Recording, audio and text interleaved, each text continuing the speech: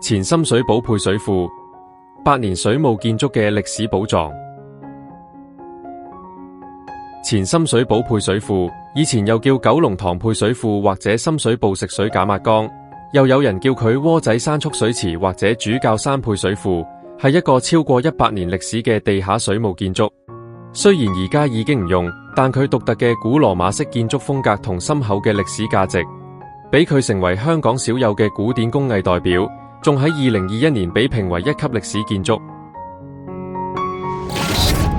歷史背景：清末民初，內地政局動盪，大規模內戰搞到好多人走難嚟香港，令香港人口急升。1901年香港人口大約28萬，到1906年已經去到32萬。九龍因為地價平、地方大，吸引咗好多工廠同商號進駐，港島嘅人慢慢搬去九龍，變成新興社區。為咗應付越來越多嘅用水需求，港英政府喺1902年推九龍重力自流供水計劃，起咗九龍水塘、沙濾池同前深水埗配水庫，構建咗完善嘅供水網絡。呢個配水庫容量有成9900立方米，遠遠拋離同期油麻地約740立方米，同紅磡約420立方米嘅配水庫，成為九龍西嘅供水大本營。選址與功能：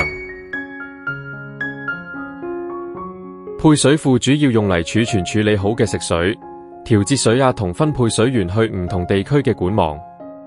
佢選址喺地勢較高嘅主教山，利用高低差做到水壓調節同自然供水，服務九龍塘、深水埗、大坑東一帶，亦支援油麻地、紅磡等地。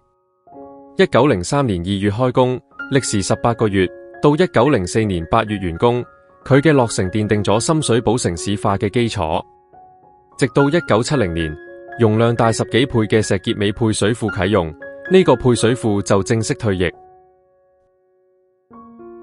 同期著名建築物九龍水塘，1906年落成。香港大學本部大樓1912年動工。前九龍英童學校1900年。前九龍消防局1911年。建築特色：前深水埗配水庫佔地約4300平方公尺，採用愛德華時代建築風格，混搭古羅馬拱門設計，由108條花崗石柱支撐混凝土天花，同土耳其伊斯坦堡地下水供電嘅拱形結構相似。呢種設計唔單止靚，仲好穩陣，展現咗高超嘅工程技術。參觀資訊：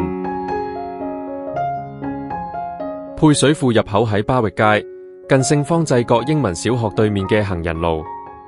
從集合點行上去配水庫大約15分鐘，沿途係窄路同梯級，建議着舒服嘅鞋同準備充足嘅體力。